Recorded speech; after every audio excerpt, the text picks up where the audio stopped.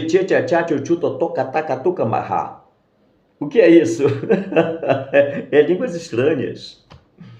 Em defesa do menino Miguel, do profeta Miguel, que aparece aqui com a boca vedada. Deixa eu ser um pouco advogado dele, quando tanta gente está batendo no menino. Primeira verdade que eu quero que você saiba é que qualquer pessoa pode falar línguas. Qualquer pessoa é. O que é necessário para falar línguas? Ter língua.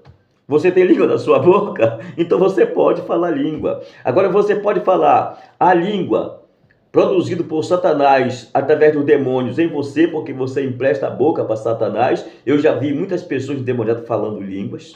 Eu, particularmente, já vi. São línguas estranhas que ninguém entende também.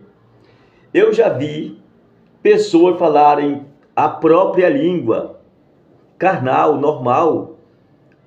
Você vai à escola, aprende a falar inglês, francês e por aí vai, outras línguas, idiomas. Como eu falei aqui agora, nesse momento, é uma produção humana, é algo carnal, é meu. E você pode também falar a língua dos anjos, que está no capítulo 12 de 1 Coríntios. O dom de línguas, que é o Espírito Santo. Quando você empresta a sua boca, a sua vida ao Espírito Santo, você pede o dom e ele lhe dá. Isso acontece, isso é natural, está na Bíblia. Embora muitos dizem que isso cessou, não cessou nada, continua. Deus dá e Deus faz a hora que ele quiser e pronto. Então essa é a primeira verdade que eu te digo agora. Você pode falar língua, basta que você tenha a língua na sua boca, pronto, acabou-se. Ou é um idioma que você está falando, ou é uma língua que você está inventando por si mesmo, sem precisar de Satanás nenhum, ou é demônios falando através de você, com línguas também estranhas. A língua dos anjos não é compreensível aos seres humanos. Aquele que fala em mistério com Deus, não há IA no mundo que vai interpretar, porque ela não existe nesse nível terreno em que nós vivemos. É simples assim. A primeira verdade é essa, que qualquer pessoa pode falar línguas, inclusive aqui, o nosso profeta. Eu acredito que ele usou 2 tipos de língua. Ele usou as línguas espirituais do capítulo 12 e ele usou também línguas normais da natureza humana. Ele misturou as coisas. Ele não teve limites em frear ele misturou. Ele conseguiu fazer um hibrismo de línguas.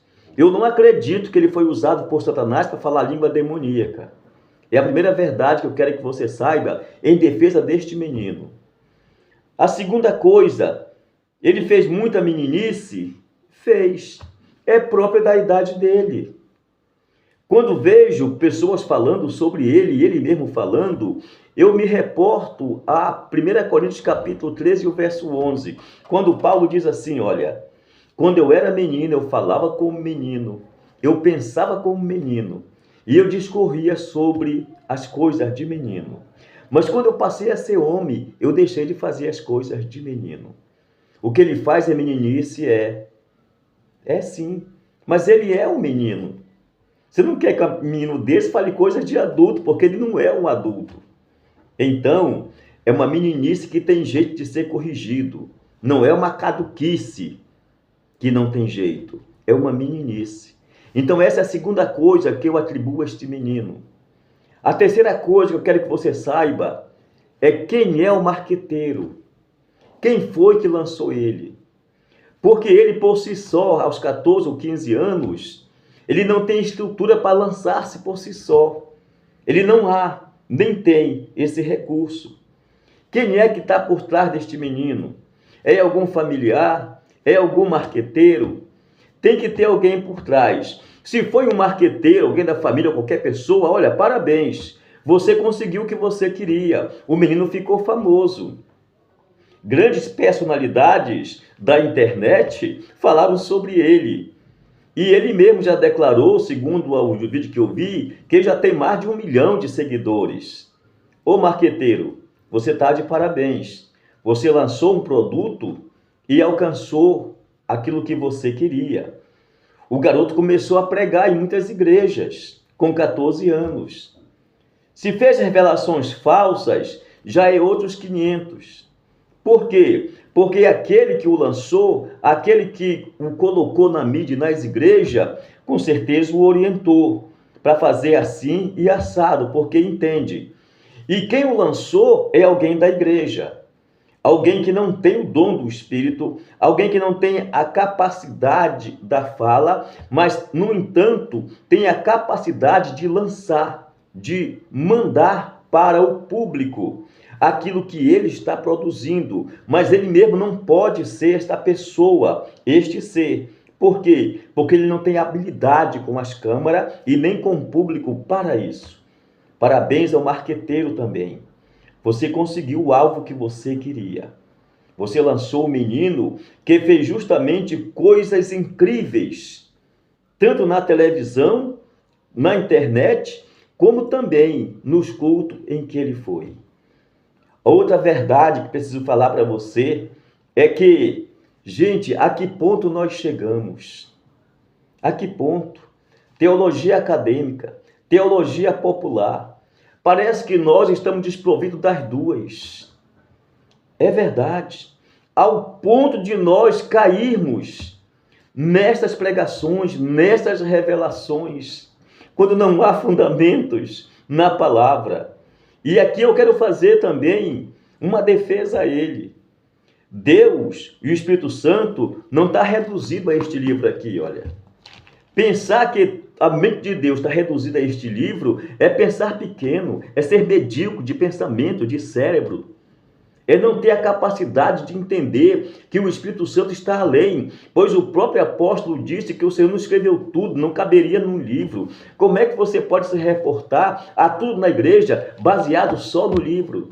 Não esqueça que foi justamente o livro lá no Antigo Testamento que matou Jesus na cruz do Calvário, porque começou a fazer coisas que não estava e que nem a lei permitia fazer.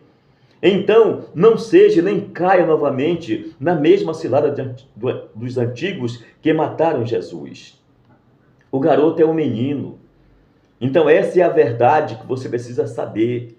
Nós, a igreja, está desprovida de conhecimento, está desprovida da palavra, está cheio de invencionices, que não é pecado. Não é pecado o teatro, não é pecado a coreografia, não é pecado a marcha, não é pecado a tomada de território, nada disso é pecado. São coisas espirituais que não estão aqui dentro, algumas estão também, mas que fazem parte da igreja hoje. Mas o principal não é isso. O principal é o conhecimento da palavra, e isso provou. Porque quem levou esse menino para pregar nas igrejas não foi outro menino de 14 anos. Foram homens maduros, foram mulheres maduras. Pessoas que são pastores, que são diáconos, que têm cargos eclesiásticos, ou seja, pessoas que têm idade. Idade de fé, mas não maturidade espiritual. Veja como a decadência chegou nos nossos púlpitos, nos nossos altares e em nossas igrejas. Parece que nós pentecostais e neopentecostais, e eu me enquadro também nessa linha de raciocínio, nesse segmento. Isso não pode fazer de nós pessoas neófitas. Isso não pode fazer de nós pessoas ignorantes. O garoto construiu sucesso e alcançou o êxito porque ele encontrou um público desprovido de conhecimento da palavra, dos dons espirituais verdadeiros. Por isso ele proliferou. Por isso ele plantou, por isso aquele que lhe lançou teve o seu retorno de acordo com aquilo que ele queria que acontecesse. Então, são essas verdades que eu quero lhe dizer. Agora, uma outra verdade que eu quero que você saiba. Nós vamos deixar esse garoto ficar desse jeito? Você que bateu, você que criticou, você que tem conhecimento, tem teologia acadêmica, teologia popular. Não vamos deixar? O garoto já mostrou que é um potencial. Ele já mostrou que é um profeta, sim. Porque Samuel foi chamado também por Deus, ele também ainda era um menino. Ele não era um homem adulto ainda. Era um adolescente tanto quanto ele. Que não fez o que ele fez. E por quê? Porque ele estava pautado pela palavra e ali sendo treinado por um sacerdote. Não podemos deixar o menino ficar calado. É por isso que o meu vídeo é em defesa do menino, deste Miguel Oliveira. Eu não o conheço, não sei qual é a sua família, não sei qual é o seu ministério, mas uma coisa é certa. O pastor dele tem falha, porque deixou que ele avançasse. A família tem falha, a não ser que não tenha conhecimento também. Porque se partimos do princípio que nenhum deles tinha conhecimento, como é que ele é pastor? O pastor dele. Os familiares não são crentes, os pais. Ninguém o alertou que estava errado. Deixaram que o marqueteiro avançasse com ele, como se fosse um produto banal. Uma coisa nós aprendemos. Estamos desprovidos da palavra e da verdade do eterno. Segundo, o menino tem muito potencial. O menino é forte. O menino é de Deus, sim. O menino é um menino e vai ficar homem. E como disse o apóstolo Paulo, quando eu era menino, eu falava como menino, pensava como menino, discorria as coisas de menino. Mas quando cheguei a ser homem, deixei de fazer as coisas de menino. Você vai me refutar sobre essa palavra, porque Paulo está falando sobre os dons espirituais, de que em parte nós veremos, mas chegará um momento no futuro, quando nós seremos homens, que vamos conhecer um todo e não só em parte. Mas não é só isso que ele está falando, não. Ele está falando da vida dele, Paulo, que mesmo tendo conhecimento, treinado aos pés de Gamaliel, ainda assim perseguiu a igreja, ainda assim matou os irmãos, encarcerou, prendeu, machucou, entendeu de forma errada, como esse menino também entendeu de forma errada. É natural, é próprio da idade. No entanto, um dia Paulo encontrou-se com a própria verdade e caiu por terra. Então, nesse dia, ele passou a ser homem. E vê que o que ele estava fazendo era meninice, era crueldade. Como muitas crianças também cometem crueldade sem ter realmente conhecimento de que é uma crueldade. Então, este garoto tem que ter o nosso apoio. Veja que ponto chegou. Levaram o menino ao conselho tutelar. O menino não estava nem estudando mais. Ninguém se importou com isso. O pastor não se importou com isso. Os pais não se importaram com isso. Ninguém na igreja. Eu acho que você que está me ouvindo agora, que é um grande pastor no Brasil, é hora de abraçar este menino. É hora de levar apoio para ele. E dizer, meu filho, você é um profeta, você é um homem de Deus. Por um pouco de tempo você desviou um pouco, mas olha, vem cá comigo.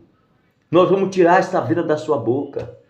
Porque o Eterno está contigo. Ninguém vai parar você. Se você é de Deus, se você é um profeta de Deus, ninguém vai parar você. Não é um conselho, não é uma lei, não é uma autoridade que vai dizer cale-se.